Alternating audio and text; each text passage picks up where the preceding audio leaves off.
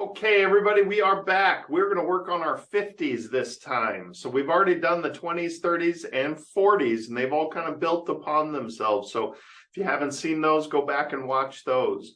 If you're in your 50s, we're going to make a lot of changes in our financial goals and really kind of walking through what we need to do to get prepared for retirement. So first thing that we really need to do in our 50s is kind of sit down and look at our life and look at what life costs us. Imagine our mortgage is paid off. Imagine that we're sitting in that retirement chair paying our bills, and what does life cost us? Okay, so we need to go through and figure out the I have to pays. You know, what's the average electric bill? What's life going to cost us if we were actually retired? And then we need to start having fun and building our bucket list and kind of figure out what our idea of fun is in retirement and what it's going to cost us. Okay, so have a list of the I need to pays and then the I want to pays. And let's figure out the parameters of what your retirement is going to cost you. This will give us some framework to work with and start building that plan for retirement. Okay. Then we want to really start thinking about where we're going to live. We're in our 50s, hopefully have 1, 2, 3 paid up houses. That would be nice, wouldn't it? But the reality is we still got another maybe 10 years of work to do, maybe a little more, maybe a little less. But we want to make sure those houses are paid off. And we need to start thinking about where life is going to be when we retire. Are we going to split time and be snowbirds, be in Arizona for some months and be in Minnesota for other months? Do you want to live up in a cabin in the woods and the mountains? Do you want to have a place, a condo down in Cabo? What does your retirement housing look like? And start building some parameters around that and getting prepared for that. Okay. Number 3, check all your income sources. Okay, we need to go through and look at everything that's going to pay us when we're retired. So Social Security is the first thing. Make sure you go into the socialsecurity.gov website, create a profile, look at what your Social Security will be in retirement based on the different years that you can take it. Make sure you check what they're using as the 35 years for averaging out your income. That's right, they use 35 years, and you can look at every single year. They go through and adjust it for inflation. So if you've only worked for 25 years, you got another 10 years worth of zeros to flip into dollars. So we got to make sure we maximize that Social Security and get the most out of it that we can. Pension income. Got to make sure that we're going to make the most of that pension. You don't want to retire and then find out if you waited one more year, you hit a multiplier and you would have got paid a ton more in retirement. So know the parameters if you have a pension and how long you have to work and what you need to do to maximize that pension. If you have rental properties, in your 50s is a great time to start going through and make sure any repairs that need to be repaired, make sure that these are really going to be in great shape as you head into retirement, because you may be relying on those to pay you income to pay your bills.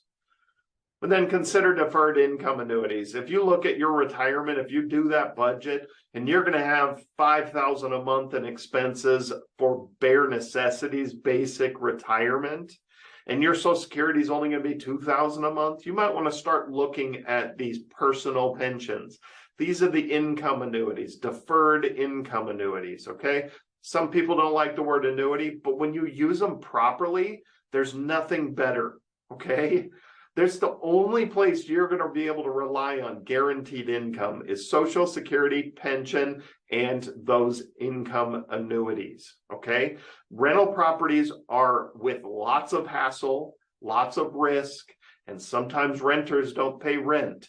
So there is a real problem with considering that as guaranteed income.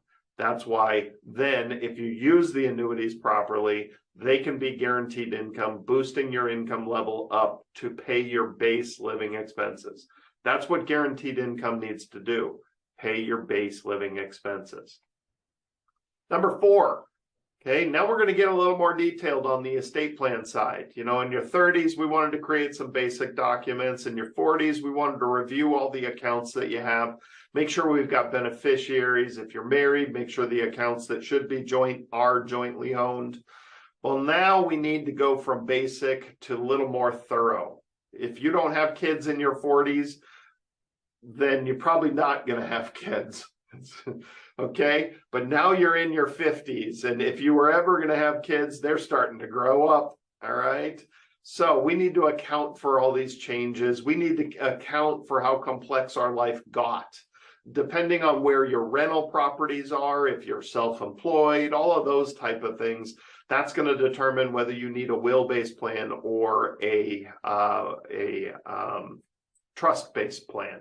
Okay, which I have a video on making sure that you stay out of probate, because you can stay out of probate on both plans, a will-based plan and a trust-based plan. So if you don't have documents, if you didn't listen to me in your 30s, then get out there and get some documents. You have to have a will-based plan. You have to have a trust-based plan, one of the two. Make sure your beneficiaries are properly listed on every one of your accounts. Now that your kids are starting to grow up, they're starting to hit over 18, become adults. It's time to start putting them on there and imagining a world where you're not there anymore. Okay, it's not hard to do because look, I'm hitting my 50s too. We're halfway there. So will-based plans are best for most. I typically go through, most kids want to inherit a will-based plan. They don't like the big thick binder that you call a trust. It overcomplicates things, but you're going to need a trust for some common reasons, like large estates over the federal exemption limit, which we're talking over 12 million right now. But even anything over that 6 million per person. So if it's 6 million plus 6 million for a spouse, that's 12 million, then you do need to start considering trust-based planning based on those larger estates. Then real estate in multiple states. If you have many rental properties, things like that, it's probably time to start getting a trust in place. Family businesses. If you have a business that's going to live on after you, time to get a trust. Simple example, farms. We see lots of farms that people are inheriting pieces of farms. Very difficult if not done properly. And certainly difficult family dynamics. If you've got a special needs child, things like that, those absolutely call for trusts. Everybody else, the will's fine. If you get a trust, please fund it. Too many people walk into our office with a trust and never did anything with it. None of their assets are in the name of the trust. You're going to go through probate if you don't do that properly. Okay? All right, number 5, debt. Time to check in on that debt. Make sure you're on track to pay off all those mortgages. Everybody's goal should be debt-free heading into retirement, period. And that includes all of your mortgages. I don't care if it's a rental property. Be debt-free, period. Okay? Savings. Well, review and maximize any employer benefit programs you have, period. You should be maximizing everything you can get from those employers at this point in your life. Catch-up contributions included, an extra $6,500 into your 401k. That's $27,000 a year you can throw in your 401k once you hit your 50s.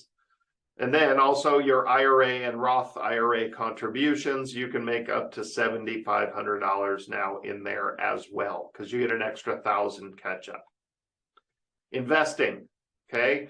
Here's my rule of thumb. Again, not black and white rule of thumb. There's gray area here. 5 years prior to retirement, it's time to start looking for a good financial planner. Okay, this is somebody that can actually look at your situation, work on tax efficiency, income planning, risk mitigation. It's time to start pulling back some risk in your portfolio. I know what built your wealth is great, and you think it might do that for the rest of your life, but that's not how this works. Once you start reaching your distribution phase, all of the math changes. I talk about it in a lot of my other videos. Math changes when you start pulling out. You have to change that portfolio. This is the area where you're going to need some good help, okay? Watch my Finding Unbiased Financial Advice series that I have that helps you go out there and go into these interviews with advisors with a good base knowledge of what you're dealing with out there. All right, downsides life for retirement is number 8. Okay, look, this is towards the end of your career when you really are looking at downsizing life and heading off into retirement. Some of you have home offices that are just filled with nonsense. I don't know why we keep files from 30 years ago, but most of that stuff is not needed. Anything from houses, downsizing on your houses, your clothing, may not need the work clothing anymore, furniture, and all the stuff, the knickknacks, all that type of stuff. You can start consolidating all of that and cleaning things up. Consolidate bank accounts, insurance accounts, investing. Start downsizing and cleaning up and streamlining your life. Our kitchen is full of stuff we haven't used in 30 years. We gotta start cleaning this stuff up, because if you choose to move or downsize or, God forbid, pass away, don't leave a disaster for your heirs. Don't leave a mess for you to clean up in your 60s, 70s, 80s. Start simplifying life for your retirement. All right, everybody, I really appreciate the viewership. We're seeing lots of people viewing these. If you guys need help in any way, feel free to jump on the phone or shoot an email to us. We're always happy to help out. Send in questions. I'm always happy to make a video. Somebody had asked us about QLACs, qualified longevity annuities. Just made a video for that, should be posted. So again, let us know what we can do to help. Give us a call anytime, always happy. And we will see you next week.